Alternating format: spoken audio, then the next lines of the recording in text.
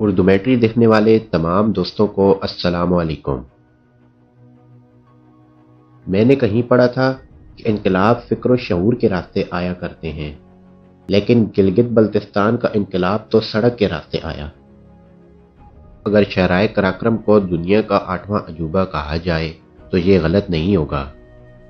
شاہراہ قراقرم محض ایک سڑک نہیں ہے، بلکہ یہ تہذیب و تمدن کی امین ہے۔ یہ پسماندگی سے نکلنے کا ذریعہ ہے۔ یہ ہر سال ہزاروں سیاحوں کی صحت کی پیاس بجھانے کا اعلی کار ہے۔ یہ محبت و دوستی کی علامت ہے۔ یہ سینکڑوں مزدوروں کے لہو سے سینچی وہ لکیر ہے جس نے پورے گلگت بلتستان کو تاریکیوں سے نکال کر روشنیوں کے سفر پر ڈالا۔ شاہراہ قراقرم کے بارے میں مزید جاننے سے پہلے میری آپ لوگوں سے درخواست ہے کہ میرے چینل اردو میٹری کو سبسکرائب کر کے ساتھ موجود گھنٹی کی علامت کو بھی دبا دیں تاکہ ہر آنے والی نئی ویڈیو آپ کو سب سے پہلے ملتی رہے۔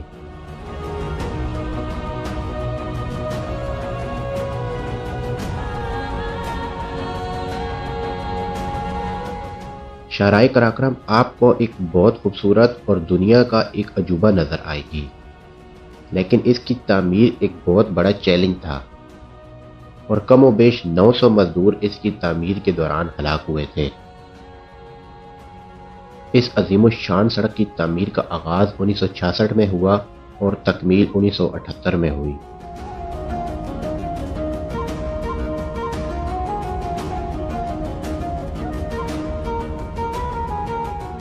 شاہراہ قراقرم کی کل لمبائی 1300 کلومیٹر ہے، جس کا 887 کلومیٹر حصہ پاکستان میں ہے اور 413 کلومیٹر چین میں ہے۔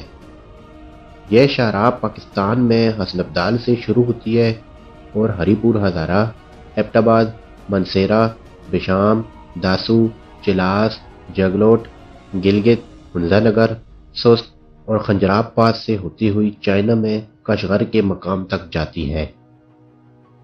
اس سڑک کی تعمیر نے دنیا کو حیران کر دیا، کیونکہ ایک عرصے تک دنیا کی بڑی بڑی کمپنیاں یہ کام کرنے سے عاجز رہیں۔ یورپ کی ایک مشہور کمپنی نے تو فضائی سروے کے بعد اس کی تعمیر کو ناممکن قرار دے دیا تھا۔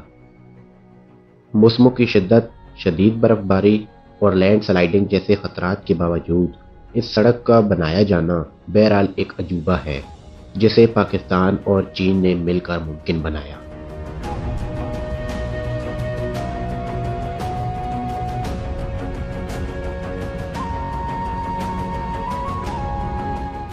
ایک سروے کے مطابق اس کی تعمیر میں 810 پاکستانی اور 82 چینی اپنی جان سے ہاتھ دھو بیٹھے۔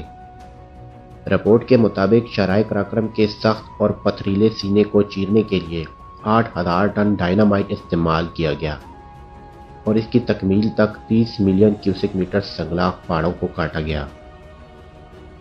یہ شاہراہ کیا ہے؟ بس عجوبہ ہی عجوبہ، کہیں دلکش تو کہیں پر اسرار، کہیں پرسکون تو کہیں بل کھاتی شور مچاتی، کہیں سوال کرتی تو کہیں جواب دیتی۔ یہ سڑک اپنے اندر سینکڑوں داستانیں سموئے ہوئے ہے۔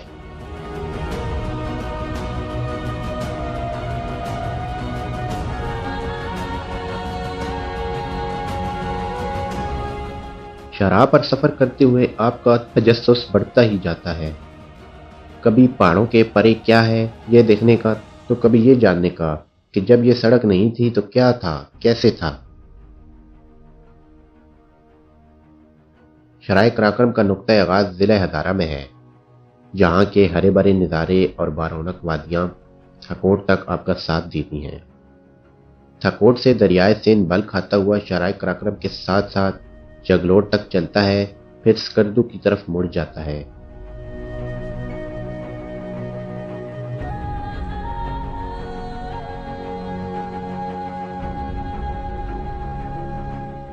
تھاکوٹ کے بعد کوستان کا علاقہ شروع ہو جاتا ہے، جہاں جگہ جگہ دور بلندیوں سے اترتی پانی کی ندیاں سفر کو یادگار اور دلچسپ بنانے میں اہم کردار ادا کرتی ہیں۔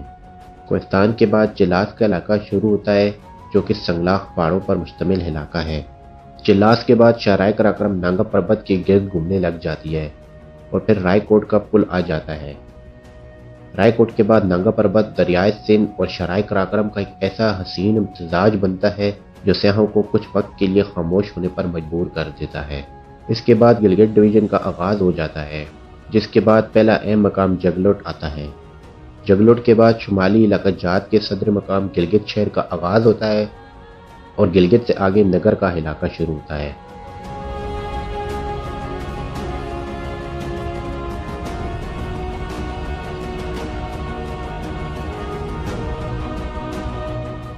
نگر اور ہنزا شرائے قراقرم کے دونوں اطراف میں آباد ہیں۔ یہاں پر آ کر شرائے قراقرم کا حسن اپنے پورے جوبن پر ہوتا ہے۔ ہنزا اور نگر کا علاقہ نہایت خوبصورتی کا حامل ہے۔ بلند چوٹیاں، گلیشیئرز، آبشاریں اور دریا اس علاقے کا خاصہ ہیں۔ شرائے قراقرم کا پاکستان میں آخری مقام حجراب پاس آتا ہے۔ حجراب پاس پر شرائے قراقرم کی اونچائی 4693 میٹر ہے۔ اسی بنا پر اس کو دنیا کے بلند ترین شاہراہ کہا جاتا ہے۔ اس سڑک پر آپ کو سرسبز پہاڑوں کے ساتھ ساتھ پتھریلے و بنجر پہاڑی سلسلے اور دیوقامت برفانی چوٹیوں، دریاؤں کی بہتات، آبشاریں، چراگاہیں اور گلیشیئر سمیت ہر طرح کے جغرافیائی نظارے دیکھنے کو ملتے ہیں، جو نہ صرف آپ کا سفر خوبصورت بناتے ہیں بلکہ آپ کے دل و دماغ پر گہرا اثر چھوڑتے ہیں۔ میں امید کرتا ہوں آپ کو آج کی ویڈیو پسند آئی ہوگی۔ اگر آپ نے ابھی تک میرے چینل سبسکرائب نہیں کیا تو اسے سبسکرائب کر دیں اور ساتھ میں موجود گھنٹی کی علامت کو بھی دبا دیں۔